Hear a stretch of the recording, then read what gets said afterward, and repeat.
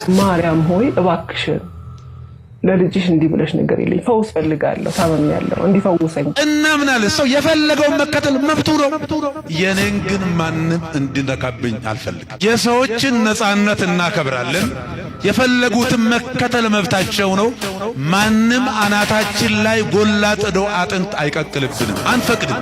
ድንግል ማርያም የዘላለም ድንግል ነች።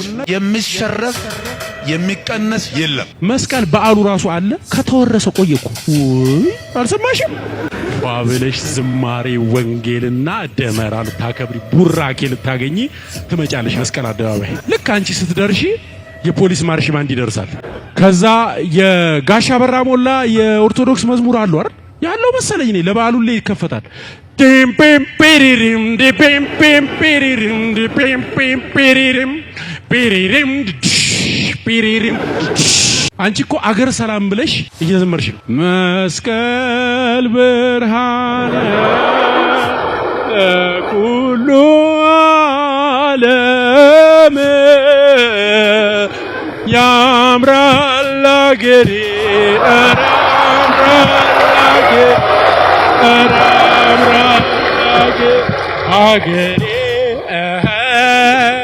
አገሬ ወልድኪ ነፍሳት ሶባራየኪ በእሳተ ኩነኔ ዘሃሙ ማርያም ትብሊ በንቲ አዎሙ።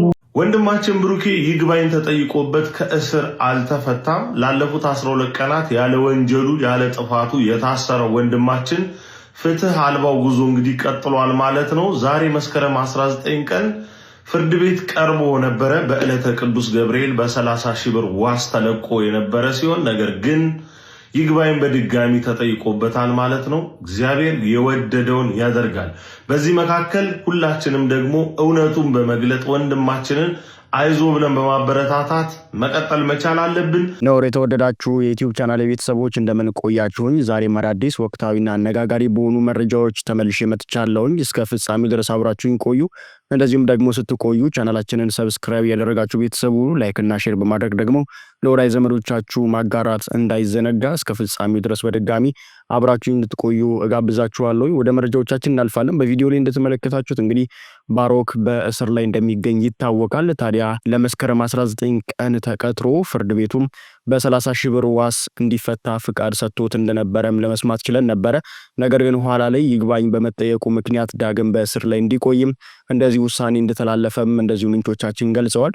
የእመቤታችን የቅድስት ድንግል ማርያምን ስዕል ቀዳ በነበረች ልጅ ቤት በመሄድ እንግዲህ እናትየውን በመጠየቅ እንደዚሁም ደግሞ ከእናትየው ጋር የተለያዩ ቪዲዮዎችን በመልቀቅ በዚያ መነሻነት እንደዚሁ ባልተገባና በማይሆን መንገድ በዚያ ቤት ተገኝታል በሚል ሰበብ ነበረ ወደ እስር ቤት እየገባውም። ታዲያ ይህንን ተከትሎ በእስር ላይ ለቀናቶች ቆይቶ ባላላይም በመስከረም 19 በተከተረው ቀጠሮ መሰረት እንግዲህ ፍርድ ቤቱ በ30,000 ብር ዋስ እንዲለቀቅ ውሳኔ ሰጥቶ ኋላ ላይ ይግባኝ በመጠየቁ ምክንያት ዛሬ ላይ በእስር ላይ እንደሚገኝ እንደዚሁ በቪዲዮ እንደተመለከታችሁት ምንጮቻችንም እንደዚሁ እየገለጹ ይገኛሉ። ወዳጅ ዘመዶቹ የቅርብ ቤተሰቦቹ የሱን ጉዳይ የተከታተሉ ያሉትም በቪዲዮ በመውጣት በእንደዚህ አይነት መልኩ ሲናገሩና ሁኔታውን ሲገልጹ ለመስማት ችለናል።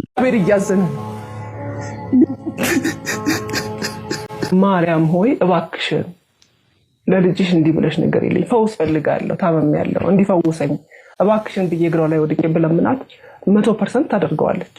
አታደርገውም የሚል እምነት የለኝም። ማርያም እጅግ ደግ ናት። በመጨረሻም ሶፊያ ሽባባው ስለ ማርያም አማላጅነት በአደባባይ መሰከረች። እመቤቴ ደግ ናት ይህን አድርጊልኝ ብላትም ከልጇ ዘንድ ቀርባ ለጸሎት ምላሽ ታሰጥልኛለች። ይሄ የእሷን የእናቴን አማላጅነት በግልጽ የሚያሳይ ነው። እስከዛሬ ፈራጁን ጌታ አማላጅ እያልኩ የቅዱሳንን ስራ ለሱ መስጠት ያሳዝነኛል ብላ በድንገትም ቦ ያመልጣታል። የፕሮቴስታንት ወዳጅ ለመባልም ኦርቶዶክሳውያንን አልሳደብም። ጎበዝ መንፈሳዊ ጠንካራ ለመባልም ኦርቶዶክሳውያንን አላቃልልም። ወጥቼ ፕሮቴስታንት እንዲያደንቀኝና እንዲወደኝ ብዬም የኦርቶዶክስን ቤተ እምነት አላጥላለም። ይህን ምልበት ምክንያት አለ። የኦርቶዶክስን ቤተክርስቲያን አከብራለሁ። ይሄ የማይስማማው ሰው ካለ ልረዳችሁ አልችልም። በጣም ነው ማከብረው።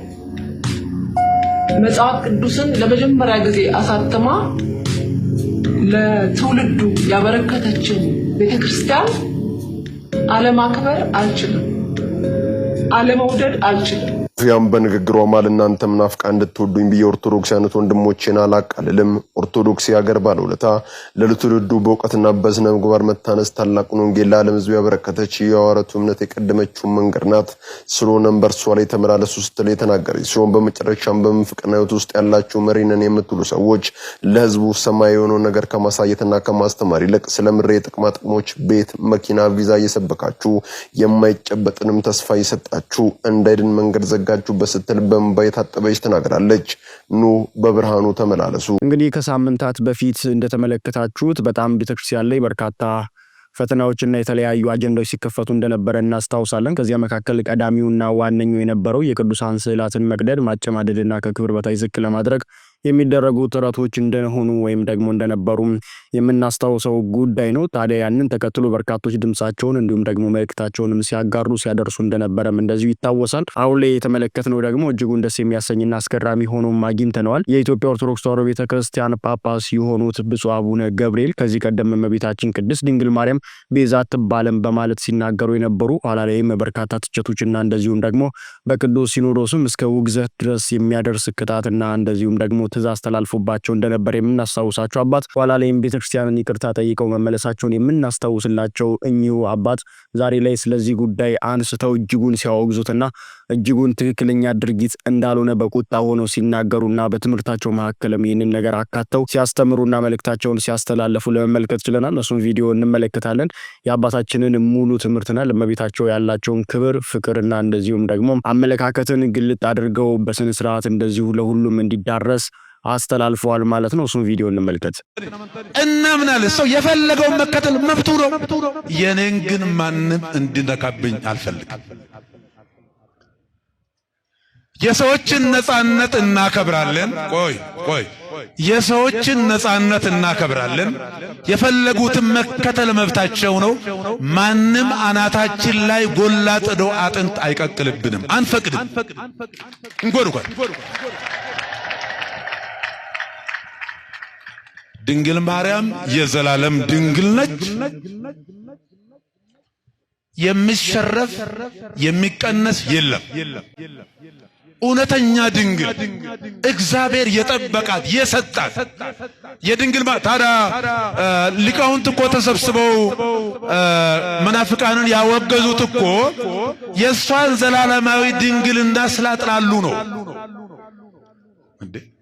እንዴት አርጉ ስንሳሳትም እኮ ልክ አለው እኮ እንደ ትንሽ ልክ አንድ ታሪክ ልንገራችሁና አንዱ እንደው ለአነጋገሩ ለከት የሌለ ሰው ስም ባልጠራም አልፈዋል። የኢትዮጵያን ቅዱስ ፓትርያርክ ሲያጥላላ ሰሙትና ጠሩት።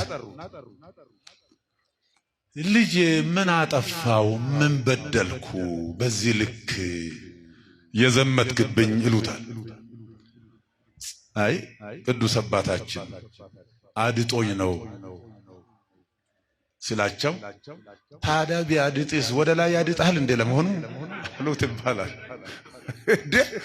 እንዴ ቢያድጥስ ብንሳሳትስ በማይሞከረው ኢየሱስ ክርስቶስ የእግዚአብሔር ልጅ ነው ብሎ ማመንና ድንግል ማርያም ወላዲተ አምላክ ነች ድንግል ነች ብሎ ማመን አንድ ነው። ዶግማችን በቃ በድንግል ማርያም ማህፀን ማንም የለም። በመለኮት ዙፋን ሚካኤል መለኮት በተቀመጠበት አይቀመጥም። አልተጻፈም፣ አላነበብንም።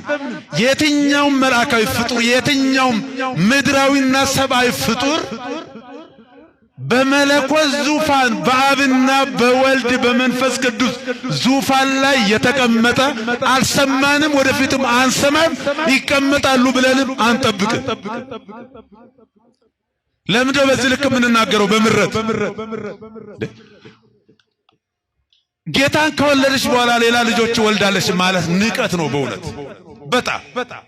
ባሳለፍነው ቀናት እንግዲህ የመስቀል ደመራ በዓልን አክብረን እንደነበር ይታወቃል። ቤተክርስቲያን ከምታከብራቸው አበይት በዓላት መካከል አንደኛውም እንደዚሁ እንደሆነም ይታወቃል የመስቀል በዓል። ታዲያ በመስቀል አደባባይ ላይ የተከናወነው ይህ የደመራ በዓል በእለቱ በርካታ አዳዲስ ነገሮች ተመልክተን እንደዚሁም ደግሞ ትችቶችም ሊያሰነዝሩ የሚችሉ ነገሮችንም እንደዚሁ አንስተን ከዚህ በፊት ወደ እናንተ መረጃዎችንም እንደዚሁ አጋርቼ ነበረ። ከዚያ መካከል አንደኛው የነበረው የማርሽ ባንድ ሁኔታ ነበረ። ያንን ተመልክቶ በርካቶች እንደዚሁ ተቃውሟቸውና ትክክለኛ ነገር እንዳልሆነም እንደዚሁ ሲገልጹ እንደነበረ አስመልክቻችሁ መረጃውን ወደ እናንተ አድርሼ እንደነበረ ይታወሳል። አሁን ላይ አንድ ቪዲዮ መነጋገሪያ ሆኖ አግኝቻለሁኝ። ይህም ኮሜዲያን እሸቱ ከዚህ ቀደም በአንድ መድረኩ ላይ በቀልድ ወይም ደግሞ በጨዋታ መልክ ያስተላለፈው ቁም ነገር መነጋገሪያ ርዕስ ሆኖ ዳግም አሁን ላይ እየተነጋገሩ በርካቶችም ይህንን ቪዲዮ እየተቀባበሉት ለማግኘትም ችያለሁኝ። ታዲያ አሁን ላይ የተመለከትነውን ድርጊት አሊያም ደግሞ በመንፈሳዊ መርሃ ግብር ላይ ሙዚቃ በማርሽ ባንድ እንዴት ሊቀርብ ይችላል የሚለውን ርዕሰ ጉዳይ ከዚህ በፊት በአንድ ወቅት ላይ ባስተላለፈው መልእክት ውስጥ አካቶ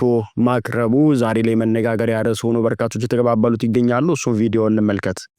መስቀል በዓሉ ራሱ አለ ከተወረሰ ቆየኩ ወይ አልሰማሽም?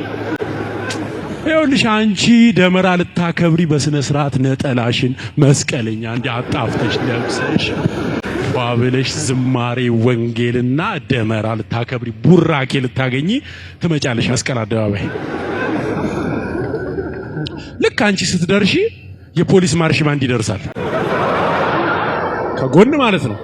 የፖሊስ ማርሽ ባንዶች ደግሞ በጣም ነው የሚያምሩት፣ አለባበሳቸው፣ የሚይዙት መሳሪያ እና ቆንጆ ሴቶች ከፊት ነው የሚሆኑት። ረጃጅም ናቸው ሴቶቹ አይተሻል። እና አጭር ቀሚስ ነው የሚያደርጉት። እግራቸው በጣም ነው የሚያምረው።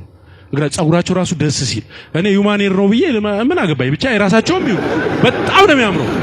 እና ዱላ ይዘው ነው የሚመጡት።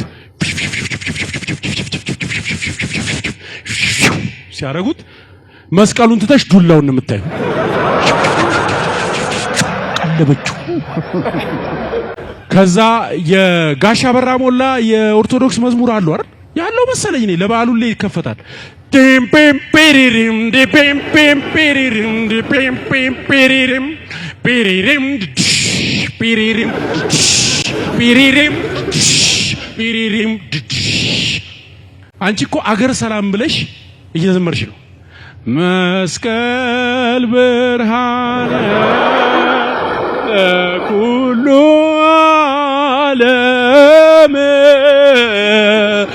ያምራል አገሬ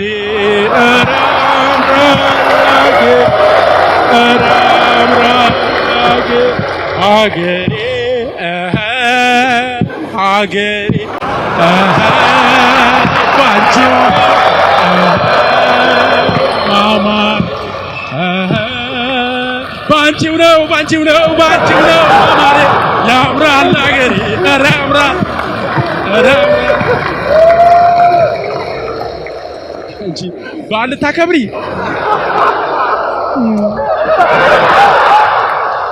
ሲያምርሽ ይቀራል። ሁላችንም እንደምናውቀው ከዚህ ቀደም ያልገባውን ነገር በድፍረት የገባውን ነገር ደግሞ በንቀት ሲተነትንና ሲናገር የምናውቀው ዛሬ ላይም እንደዚህ የመስቀል በዓልን በማንሳት እንግዲህ ብዙ ነገር ሲናገር ያልተገባ ነገርን በቤተክርስቲያኒቱ ላይ ሲሰነዝር እየተመለከትነው ቆይተናል። ይህንን ነገር ሊያቆም አልቻለም። አሁን ላይ መስቀል ቤተክርስቲያን የምታከብረው የራሱ የሆነ ሚስጥርና ትምህርት ቢኖራትም እርሱ ግን እያወቀ ልቡ እየተረዳው ነገር ግን የራሱን አጀንዳና የራሱን ዓላማ ለማከናወንና ወይም ደግሞ ለማስተላለፍ ሲል ባልተገባ መንገድ ትርጉም ሲሰጠውና መስቀልን መንቀፍ እንደዚሁም ደግሞ መስቀል መድኃኒት አይደለም እስከ ማለት ደረጃ የሚያደርስ ትምህርትንና ንግግርን ሲናገር ተመልክተናል። ይህንንም ተከትሎ ታዲያ በርካቶች ቁጣቸውን እየገለጹና ለዚህም ግለሰብ እንደተለመደው መልእክታቸውንና ምላሻቸውን እየሰጡት ይገኛሉ። ከምላሾቹ መካከልም አንደኛው ይሆኑ አግኝቼዋለሁ።